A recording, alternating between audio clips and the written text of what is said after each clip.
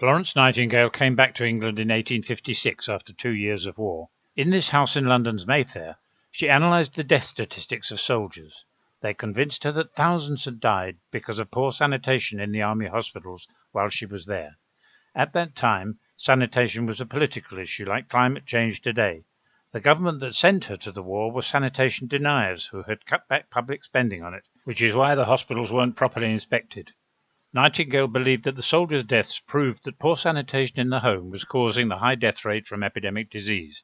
At that time, a person born in England could expect to live an average of only 40 years. In the cities, half of all children were dying before their 5th birthday. Nightingale worked to get public investment in sewers, clean water and slum clearance. The result of her political campaign was that average life expectancy increased from 40 years to 60. This video shows how she did it, after a decade of fighting against powerful vested interests. In the 1860s, homes didn't have mains drainage. Some had cesspits, which were regularly emptied and the contents recycled for manure. Flush toilets were a new fashion.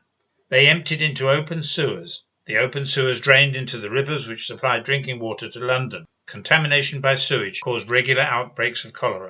These rivers also carried sewage into the Thames, which got more and more polluted. The government commissioned Joseph Bazalgette to build a network of what he called intercepting sewers, which by 1865 cut across all the main tributaries of the Thames, carrying their rainwater and sewage to the river outside London. These intercepting sewers eliminated the cholera epidemics, but they didn't reduce premature mortality by much. Most fatal infectious disease was generated inside homes, not by drinking water from outside. This modern photo shows what an intercepting sewer might have looked like, although there wouldn't have been all that plastic back then.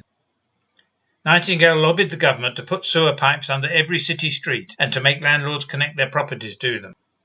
The landlords didn't want the expense. The medical profession said it would be a waste of money because the drains wouldn't stop people catching things like scarlet fever, which were not spread by sewage. The doctors said that high mortality from these epidemic diseases was unavoidable until a cure could be found. But Nightingale had the best public health expert of the day, Dr. William Farr, on her side. Farr knew that proper drains could stop people catching many diseases that were not themselves fatal, but which weakened their victims so that they died later of epidemic diseases that spread through the air.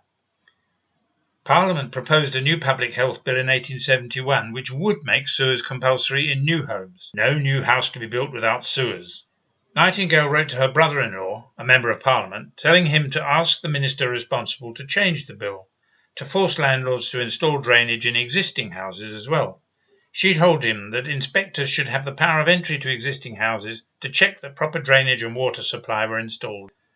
A few months later she wrote to the same MP, Sir Harry Verney, confirming that the minister, whose name was Stansfeld, had changed the bill as she'd asked. Under the heading Mr. Stansfeld, she wrote to Sir Harry, "You see that he inserted our clause in his sanitary bill, and some say it is one of the best clauses in it." Below this she went on to ask Sir Harry to give some other advice to the minister. "Would you object to asking Mr. Stansfeld?" She had a channel of communication with one of the most important members of the government. But there was an obstacle. The country's chief medical officer, John Simone, controlled funding for sewers. It was Simone who had said that drainage could not reduce the unavoidable high mortality. He didn't understand that sewage diseases, what Dr. Farr called the secret roots of death, caused delayed mortality from other diseases. He preferred to spend tax money on medical research instead. So Nightingale suggested to Stansfeld that he relieve Simone of his powers and transfer them to local government. Stansfeld agreed and made local authorities responsible for imposing new property taxes on landlords, to fund construction of sewers and to hire inspectors. John Simone, the chief medical officer, was now, in his own word, pigeonholed. In his place, over 400 municipalities controlled the sewer taxes and sewer construction budgets. The Public Health Act of 1875 contained Nightingale's amendments requiring sewer connection in existing houses and giving local authorities power to enforce. The local authority shall require the owner or occupier to make a covered drain emptying into the local authority's sewer, and if it is not obeyed, it will do the work itself and charge the owner for it.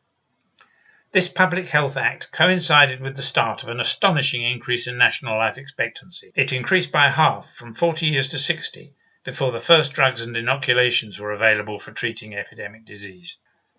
Until 1970, this increase was assumed to have been the result of improved medicine. That was eventually disproved by statistical analysis that showed that new medical treatments came too late to explain it. The new accepted theory then was that an increase in prosperity, including healthier diet, was the main cause. This theory has now also been proved wrong by better statistics. These show that mains drainage and municipal control caused the improvement. These were the two successes that Nightingale achieved. It was only in 1988 that this latest research proved that Farr's 150-year-old theory was correct. Diseases caught from sewage caused death from epidemic diseases later.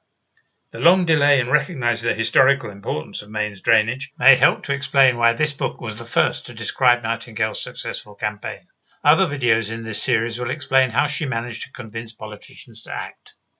Click the red subscribe button in the bottom right of the screen if you'd like to come back. Click the thumbs up if you like this, and thanks for watching.